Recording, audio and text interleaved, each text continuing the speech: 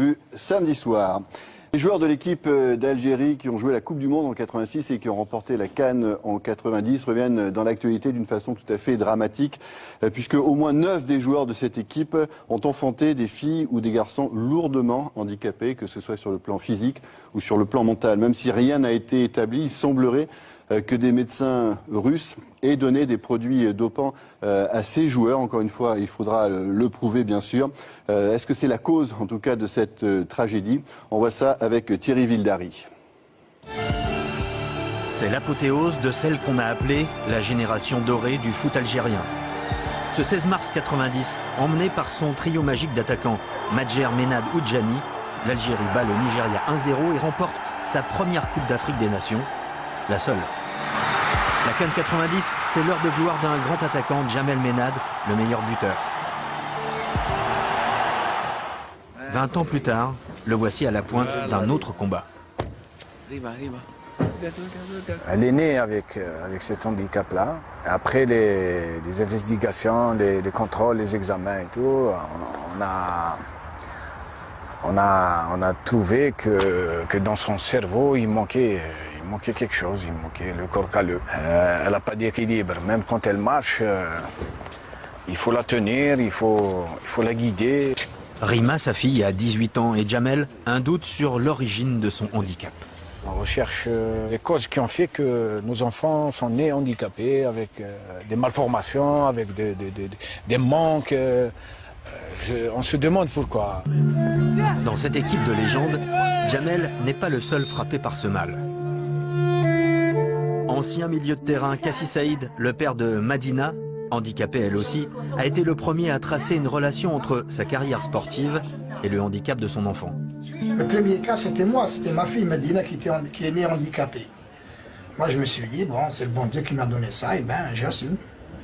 Puis, au fur et à mesure, on découvre, chaque jour on découvre. Mohamed Chaïb, chargé d'alimenter les attaquants en bons ballons. Lui a eu 3 filles, toutes handicapées, une décédée. En tout, il compte 9 anciens internationaux de foot touchés par le même syndrome. On s'est posé plusieurs fois la question, est-ce que notre carrière sportive est qui est la cause de qui est l'handicap de nos enfants? Et cette défaite contre le Brésil et une Coupe du Monde ratée en 86 serait-elle à l'origine du mal?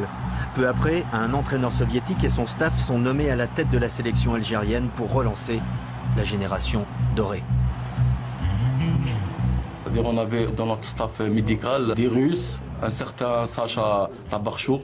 Je me rappelle qu'il nous donnait à chaque repas des pilules jaunes. C'est comme des cubes de sucre, des fois carrés, avec des couleurs, des fois jaunes, des fois rouges. Il nous disait que c'était du magnésium ou je sais pas quoi, des vitamines. Une réponse dans l'Oural, 1500 km à l'est de Moscou, à Tcheliabinsk. Alexander Tabarchouk, jovial et accueillant, se souvient précisément de ses prescriptions. Monsieur Sacha, me disaient les joueurs, donnez-moi vite des vitamines. Sans vitamines, je suis très fatigué. Donnez-moi ces vitamines pour que tout se passe bien au match.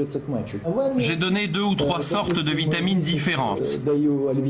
L'Alvitil, pendant 1 mois, ce sont des vitamines françaises. Elles sont toujours populaires ici en Russie.